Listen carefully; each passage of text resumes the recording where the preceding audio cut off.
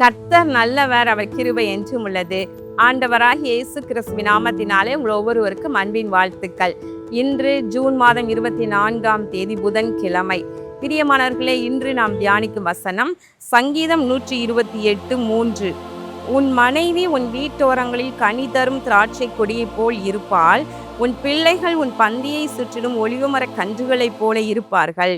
இங்கு கர்த்தர் கொடுக்கிற ஒரு ஆசீர்வாதமான ஒரு வார்த்தை, ஆசீர்வாதமான வசனம். உன் மனைவி என்று சொல்லும் பொழுது இது ஒருவேளை சகோதரர்களுக்கு நேராக கடந்து வரலாம். உன் மனைவி உன் வீட்டோரங்கள்ல கனி தரும் திராட்சை கொடியை போல இருப்பாள். அப்போ இது உன் பிள்ளைகளும் கூட உன் பந்தியை சுற்றிலும் ஒலிவமர கன்றுகளை போல இருப்பார்கள்.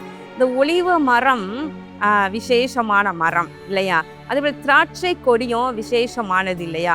இவைகள்லாம் கொழுமை நிறைந்தது.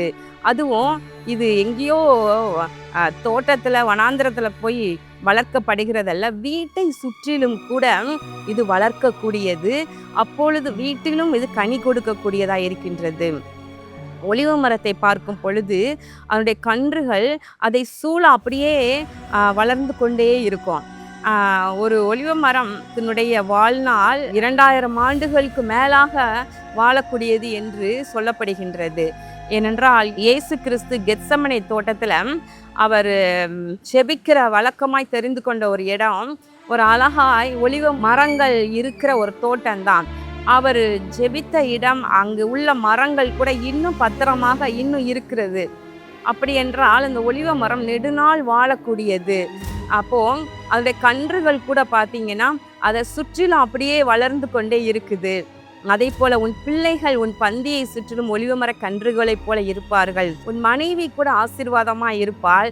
உன் வீட்டோரங்களை கனி தரும், உன் வீட்டுக்கு, உடைய குடும்பத்திற்கு, உனக்கு ஒரு கனி கொடுக்கிற திராட்சை கொடியை போல இருப்பாள் என்று சொல்லப்படுகிறது. எப்பொழுது இவ்விதமான ஆசீர்வாதம் ஒரு மனுஷனுடைய வாழ்க்கையில வருகிறது என்று சொன்னால், முதல் வசனம் பாருங்க, கர்த்தருக்கு பயந்து அவர் வழிகளில் நடக்கிறவன் எவனோ அவன் பாக்கியவான். இங்கு இந்த வசனத்தின்படி வாழ்ந்தா, அதாவது கர்த்தருக்கு பயப்படணும், கர்த்தருடைய வழிகளில் நடக்கணும். இந்த ரெண்டும் ஒரு நபர்கிட்ட இருந்துச்சுன்னா அவங்களுடைய வாழ்க்கை இப்படி ஆசீர்வதிக்கப்பட்டதாக இருக்கும். இந்த ஒரு வசனம் மாத்திரம் அல்ல, அழகா இது பின்வருகின்ற பாருங்க, உன் கையின் பிரயாசத்தை நீ சாப்பிடுவாய், உனக்கு பாக்கியமும் நன்மையும் உண்டாயிருக்கும்.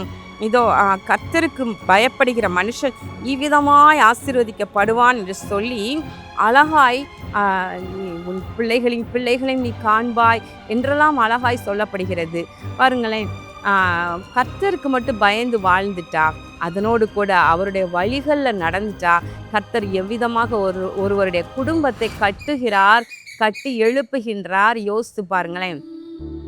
நீங்கள் இன்றைக்கு மாத்திரமல்ல, ஒருவேளை சிறு வயதிலிருந்து கர்த்தருக்குள்ள போதிக்கப்பட்டு வளர்ந்து வருகின்ற ஒரு நபர் திருமணம் என்று ஆகும் பொழுது அந்த திருமண வாழ்க்கை நிச்சயமா ஆசீர்வதிக்கப்பட்டதாக தான் இருக்கும்.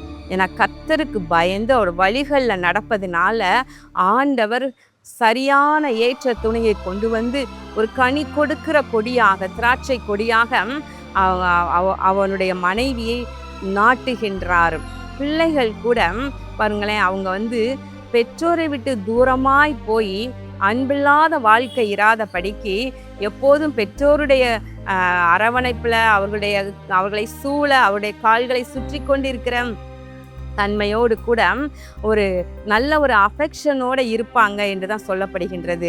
ஒருவேளை இந்த நாட்களில் பிள்ளைகள் தூரமாய் போய் படிக்கலாம், தூரமாய் போய் வேலை செய்யலாம், ஆனாலும் கூட அவர்களுடைய மனது கூட தன் பெற்றோர் பேரில் அன்பாக இருந்து அவர்களோட ஐக்கியமாக இருப்பது என்பது ஒரு காரியம் அல்லவா? அந்த விதமான அன்பு கூட இல்லாமல் கூட நிறைய பேர் இருக்கிறாங்க. அப்படி அல்ல, உன்னுடைய பிள்ளைகளும் சரி, உன்னுடைய பந்தியை சுற்றிலும் அழகாய் ஒலிவமர கன்றுகள், ஒலிவ மரம் எப்படி இருக்குதோ அதை போல் அதனுடைய கன்றுகள் இருக்கும் இல்லையா?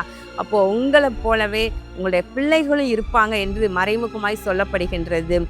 கர்த்தருக்கு பயப்படணும், அவருடைய வழிகளில் நடக்கணும், இவ்விதமாக அந்த நபர் ஆசீர்வதிக்கப்படுவான் என்று சொல்லி வேதம் சொல்லுகிறது.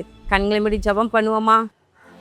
எங்கள் அன்பின் பரலோக பிதாவே, இதோ இந்த நாளில் தியானித்த உடைய வார்த்தையின்படி கர்த்தருக்கு பயந்து உமது வழிகளில் நடக்கிறவன் எவனோ அவன் பாக்கியவான் என்று சொல்லி அவனுடைய குடும்பம் எவ்விதமாய் ஆசீர்வதிக்கப்படுகிறது என்று நாங்கள் பார்த்தோம். கர்த்தாவே, உம்முடைய பிள்ளைகள் உமக்கு பயந்து வாழ அவருடைய குடும்பம் அருமையாய் கட்டப்பட வேண்டும் என்று உம்மை நோக்கி நான் செபிக்கிறேன்.